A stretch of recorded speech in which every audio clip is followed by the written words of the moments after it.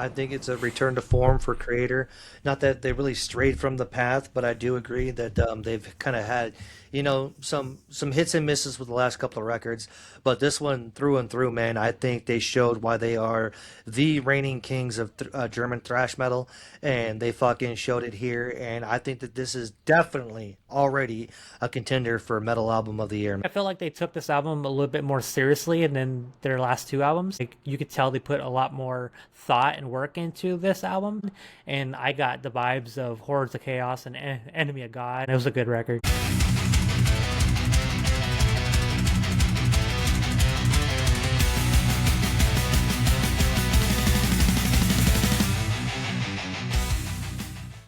What's going on, everybody out there in Metal Land? Welcome back to a brand new episode of Riffs Reloaded, where we talk about all things hard rock, heavy metal, all things in between. I am your host, Nick, and on the other side there is co-host and my brother, Willie. Willie, what's going on, brother? What's going on, bro? We're here. We're doing it again. We have another banger episode, I think, ahead of us, man. Can't wait. Yes, sir. Today's topic, ladies and gentlemen, is going to be talking about the almighty Kreator, German thrash metal legends, and their brand new album, Krushers of the World, which came out in January of this year. And I can't wait to dive into this, man. Just a quick little thing from you, man. What'd you think of the album overall, dude? I mean, Kreator is fucking legendary. We all know how great Kreator is, man. And here they are with a brand new fucking record, dude. I think it slaps, man. What do you got to say? Yeah, man, I definitely enjoyed it a lot better than their last two albums, actually. Gods of Violence and Hate Uber Allays. They were okay. I mean, the albums were good, but I wasn't really like engaged in those albums. And then, but this album really got me back engaged into Kreator, and I'm liking the way it sounds on this album than the previous two albums. Because the previous two albums, the recording and the way it was like produced was kind of weird. And then this album came out, and I was like, "Fuck, we're gonna have the same kind of sound," and it did they kind of went back to the way that they used to do it. So it for me, I think I enjoyed this album a whole lot more than the last two.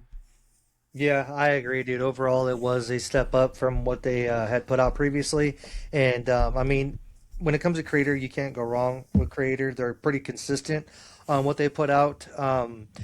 One thing that I wanted to pick your brain on before we dive into the album itself is when talking about Kreator, do you ever pick up the same sense of pattern from them that I do, where a lot of their songs on a lot of their records have that same guitar where it's like it's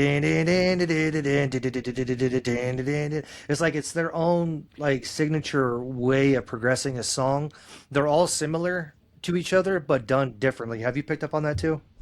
Oh yeah, for sure. I think from the past 2 decades, their style has been very, very similar throughout those those those decades. I don't know if it's I think it's Melee that does a lot of the writing for everything, and he that's just the style he fucking likes, man. He just likes that same structure in every song and every album. And I mean, it's his band. He could do whatever he wants, and that's what he chooses to do. But yeah, there's definitely a similar pattern in every album. Yeah, and so far it's working for them too, because I mean they're still on top of their game and still one of the best metal bands in the world. I gotta say too that well, if we ever do a topic on Creator, like ranking their top albums, it's going to be kind of tough to do because they've put out so many good ones in the past, and they just continue to crank them out. But it's very interesting to think about when we're talking about the structure of Creator, because I was just mentioned how they have that same style and same structure throughout most of their songs, but yet they still keep it fresh in a way to where it's different enough to where not every song sounds the same, but it has that same basic structure. Um, how do you think they accomplished that, dude? You being a guitarist and a musician yourself, just really quickly, how do you think they accomplished that where they keep that same structure, but change it just enough to where it's not the same in every song? Because that to me that's interesting. I mean, structure is one thing. If you have the same structure, it's just what you like. Like for me, I pretty much have the same structure in the way that I put together a song. But the melody is different, the riffs are different, and the chord progressions are different. So that's what makes the song different. But you can still have the same, opening verse, chorus, solo, verse, chorus, close. It's like the same thing, but as long as we have a different melody behind it, like you can even have a similar fucking rhythm section, right? If the melody is different, the whole song's different. So I think that's what he really does is he does a lot of the same rhythms and then he changes up the main melody, which makes the song completely fucking different. That's what he does. Well, I do know that he came out on record just like a couple weeks ago, a week ago, and said that if he was to still play just basic thrash metal for the rest of his career, that he would be bored to death. He'd be bored to tears because he wants to kind of mix it up a little bit. But I haven't heard really too much mixing it up in Kreator albums over the last, decade or so, decade plus. Mm-hmm. But I mean, it works for them, and we're here talking about them, so they're doing something Yeah. fucking right. That's all I gotta say. Yep. But ladies and gentlemen, we are here. So do us a favor, hit that like button, hit that subscribe button, and share this to everybody that you know. YouTube, Spotify, X, fucking Instagram, we are everywhere. So please do us a favor, like all that platform, share all those platforms to your friends and family. Let them all know where you're getting all the metal right here on Riffs Reloaded. And yeah, man, I'm excited, dude. Let's get into it, man. We're talking about the 16th album. 16th, Jesus Christ, of Kreator, German thrash metal legends. We are talking about Krushers of the World. Came out January 16, 2026. We've got a total of 10 tracks on this motherfucker. And Willie, I gotta say, another little tid point of interesting fact here that lead guitarist Sammy, I'm not even going to try to pronounce his last name because I'm going to fucking butcher it, but he's been with the band since 2001, dude, since Violent fucking Revolution, man. Can you believe he's been with that band that fucking long? Funny that you mentioned that because I'm gonna get into something once we get along, and it makes sense that he's still there. It does. It Okay. makes sense. Nice little teaser right there as we get along in this episode. So let's kick it off, man. We got track number one, which, if I'm not mistaken, was their first single that they put out. And we are talking about Seven Serpents coming in at 4 minutes and 40 seconds long. Willie, what'd you think? I think that this is a great fucking opener to a great album. I was pleasantly surprised that this was the opening song. I love the melody in the opening. It sets the tone for the album, and already, Nick, from this one song, this album already gives me a lot of Hordes of Chaos vibes already from this one song, and I fucking love it because, like I said, the past two albums I didn't really enjoy the way it was like put together. It just didn't sound right to me, and when this song came on, I was like, we're fucking back now. It sounds like Kreator again, and I have nothing but good things to say about the song. Yep, I pretty much got the same thing written down too. It's a great opener. It sets the tone for the rest of the album. The solos are fucking awesome as always when you expect from Kreator. And I do get what you're saying about the Hordes of Chaos vibes too, because for me, I go all the way back to Violent Revolution with Kreator. That was Mm-hmm. like probably, if not one of, if not the one of my favorite Kreator albums from front to back. I mean, that album was just fucking incredible. And then Enemy of God too. That whole album was Yep. fucking great too. But yeah, man, this is a return to form for Kreator. It's getting back in the saddle again, dude, and it's showing why they are still the German heavyweights when it comes to fucking thrash metal overseas, man. Absolutely. Track number two coming in at 3 minutes and 33 seconds. We got 333 across the fucking board. We've got Satanic Anarchy. And for anybody out there who paid attention to the video, we got a bit of Hellraiser in the video as well, man. Satanic Anarchy, man, what'd you think? So we were just talking about the formula and the structure of Kreator. This is the formula to a T, this song. It's classic Kreator, catchy chorus, intense verses. It's funny that you mentioned that whole bit because my notes I put down classic Kreator formula. It really is. Mhm. Yeah, it is 100%. I got everything that you just said too. It keeps the pace going on the record. Has a good chorus, and nice to see the fucking Hellraiser bits in the video as well. Because there's like a horror theme going on in this record too. Because a little bit later Mm-hmm. on, we've got another uh, horror element to a video, a classic horror film, by the way, that we'll get into in a second. But yeah, man, I mean, classic creator, and it keeps the fucking ball rolling with the album. Yep. And I mean, back to back, dude, 1, 2, we're off to the races, man. Hell yeah, man. Track number 3, 4 minutes and 20 seconds, a little bit of 420 for you. We've got the title track of the album, Crushers of the World. What do you think, man? Oh man, this is an anthem song for sure, man. It's a fun, chuggy riff, a little bit different for Kreator, and I liked it. It was more of like it sounded like they slowed it down, but they didn't because that riff was not your traditional thrash metal riff in this song, which I enjoyed a lot. It really broke apart the first two tracks, and I think this was a great title track as well. Yeah, dude. The riff. I want to get into the riff because that is not something that you would hear from Kreator. That is not a common Kreator riff, and I love Yep. them for that, dude. When Yep. this song came on, man, when I first put on this record. I've listened to this record probably 4 or 5 times now, and when I first put this record on, and this song came on, I was like, wait a minute. Did we like skip over to like a different band? Because this is Yep. not Kreator, and I welcome that. It was a nice little fucking refresh, of classic Kreator, and that riff, man, is just so fucking crunchy. It's so fucking like heavy, dude. It's like it's an old school throwback without doing an old school Kreator song, if that makes Mm-hmm. sense. It's like they kind of swirled in some new shit, and I'm here for it, dude. I'm here for it. Yeah, it definitely didn't. It didn't even feel thrash. It felt more like death meets thrash meets death again. It was a different vibe from Kreator, man, and I was not expecting that at all. And Yep. I'm glad that I was able to listen to that fucking song, man. Yeah, dude, for sure. It was a nice little spin on the record too, because the first two tracks, classic Kreator, and then this comes in something completely different, and that takes us into track number 4 at 4 minutes and 43 seconds. Again, throwing back to an old school horror movie now with Suspiria in this one. We've got, I'm gonna fucking butcher it, but we've got Tranin Palace. Fuck it, that's what we're Hmm. going with. Track 4, Willie. What'd you think?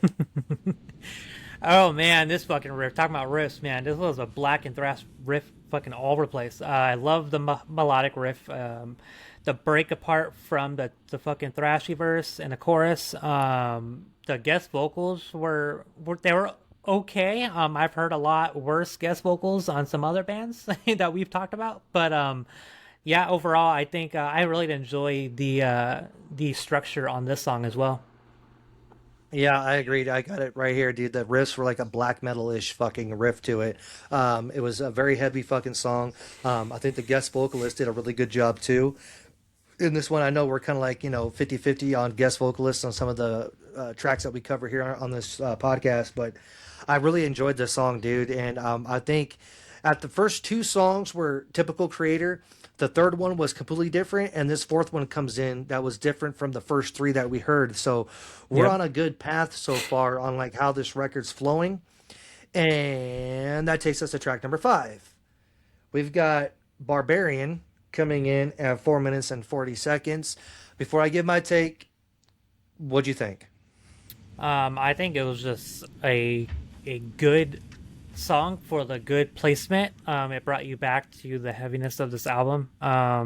It's a fun song, man. The album continues to deliver even at track number 5, and it kept the ball rolling, man. It would not stop, and yeah, that's what I wrote. So my take is slightly different for this song. It was not a bad song. It's not a bad Mm-hmm. song at all. But I think after the first four, this one was a little bit of a let me up in a way than the previous four were. I think they could have kept going a little bit more if they would have added a little bit more into this song. But again, it's not a bad song. I'm not shitting on the song whatsoever. I'm just saying that at the first four that we heard on this record, this one was not as good as the first four. And I do agree with you that it was a good placement on the record for this song too, because I think if it was any bit later down the way, or if it was earlier on in the record, it might not have stood out as good as it is now. But it is definitely in my notes. I got this the weaker of the first four, but Mm-hmm. that's not taking away that it's a bad song. It's just that's how good the first four tracks were on the record. Taking us into track number 6, we've got Blood of Our Blood at 4 minutes and 31 seconds, man. What you think?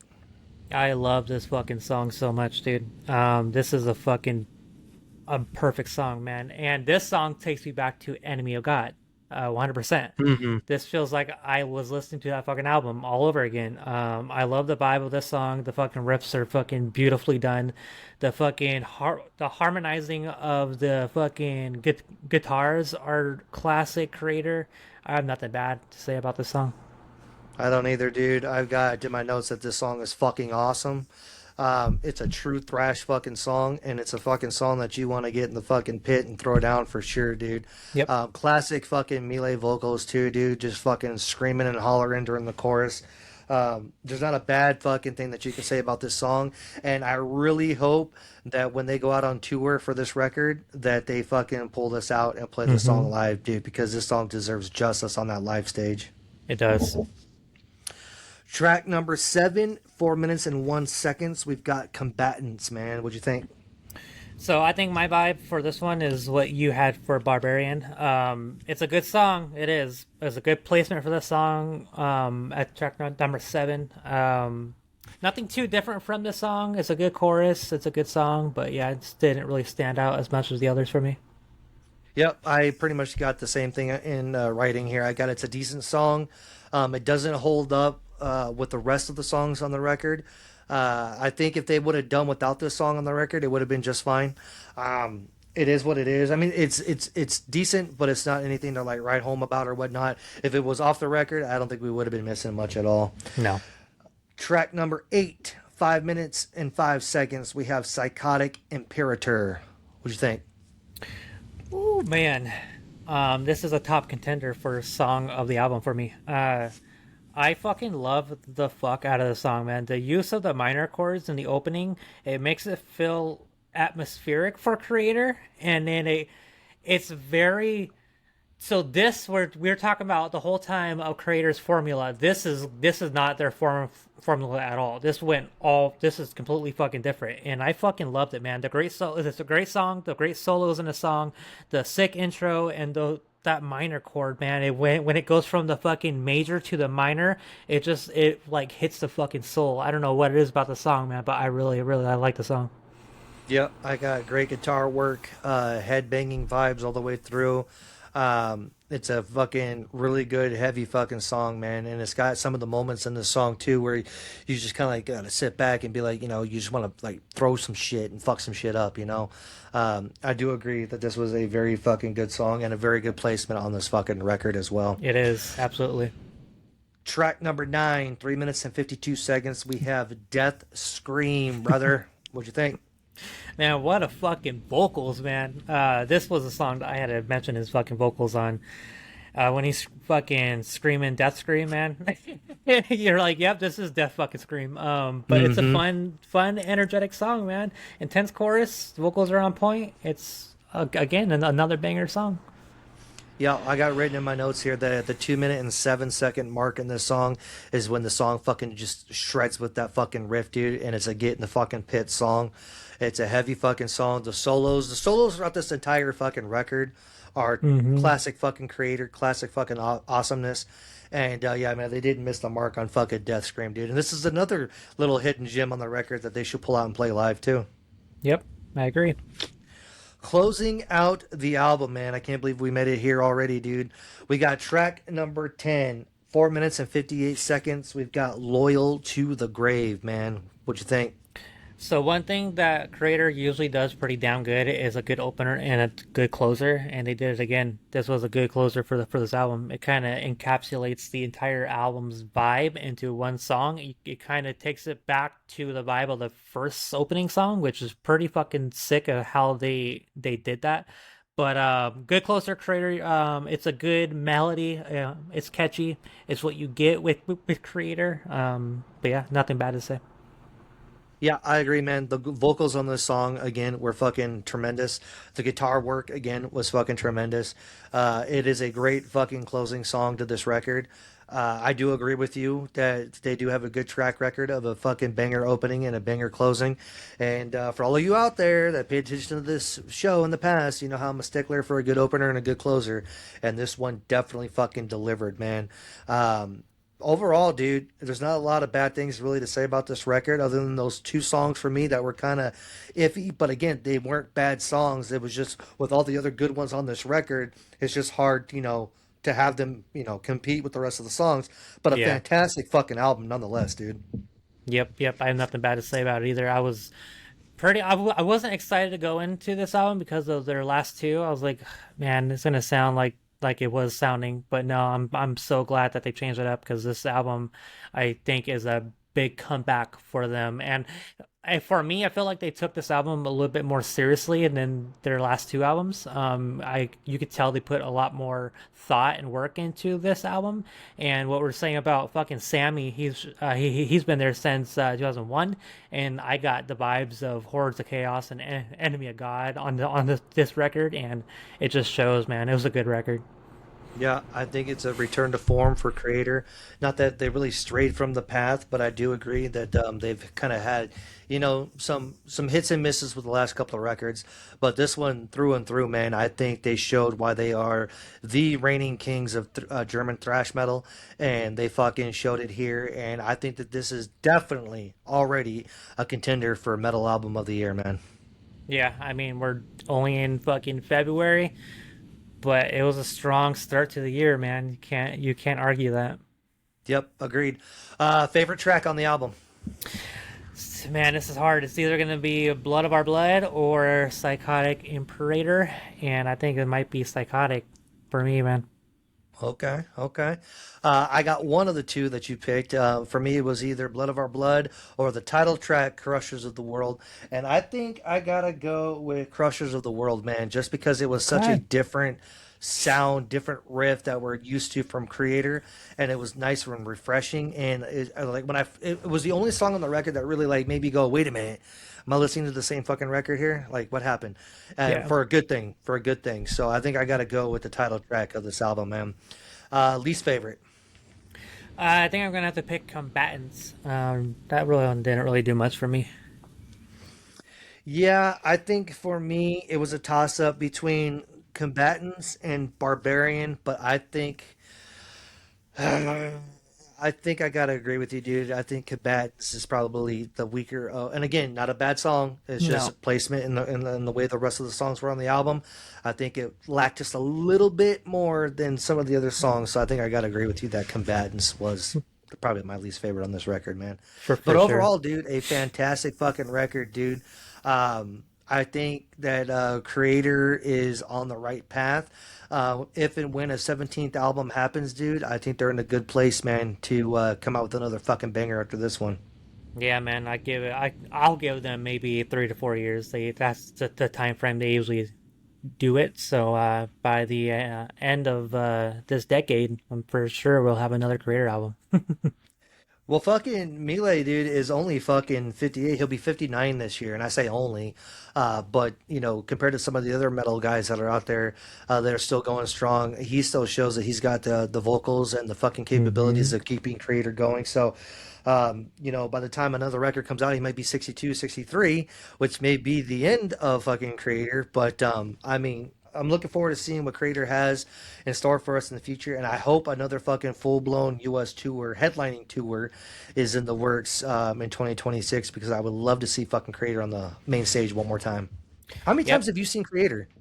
I've seen them just the one time, and unfortunately, I was fucking pissed because they played like 30 seconds of Coma of Souls and then played the whole fucking song, and I was livid because that's like my one of my favorite songs, and I was like, oh my god, they're gonna play it, and then they only played like one verse. I was like, you fucking ass fucks. But yeah, just the once. Damn, that's crazy. I think I've seen Creator. I've seen him twice in Arizona. I've seen. I think it's been 4 or 5 times that I've seen Creator. And as a matter of fact, I think it was the first or second time that I saw Creator. They did a tour with Destruction, Mm. U.S. tour with Destruction on that tour. Um, but yeah, dude, fucking, they bring it to the live stage every single time. And hopefully, if anybody out there knows Kreator, have them fucking do another full blown US 2026 tour, man, headlining, because God knows we need some more Kreator in our fucking lives, man. But with that being said, dude, is there anything else you want to add to this fucking episode, man? Kreator, Crushers of the world.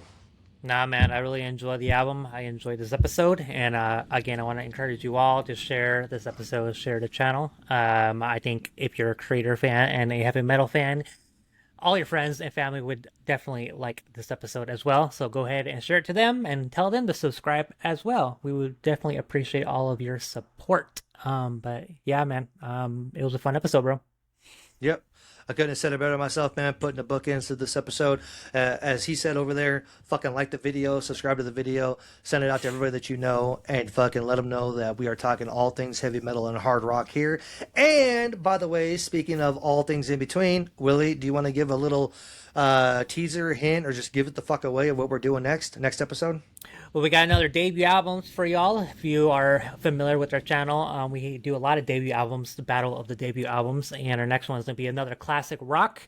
I'm going to give you one of the bands away, and that one band is going to be Boston, their debut album, and the other band is going to be a secret. So you got to stay tuned and check out the episode. But yeah, it should be a good one. Ooh, a little teaser there. I like it. I like it. Boston, man, fucking, that was a fucking heavy fucking debut album, dude. I mean, heavy as in like it was a fucking classic, bro. Classic fucking record. But yeah, so that's what we got coming down the pipeline for all you here. So we got the hard rock, we got the heavy metal, we got all things in between us. We always say here on this podcast, do us a favor, hit that like button, hit that subscribe button. And until next time, y'all, stay fucking heavy, and we'll see you down the road. Peace out.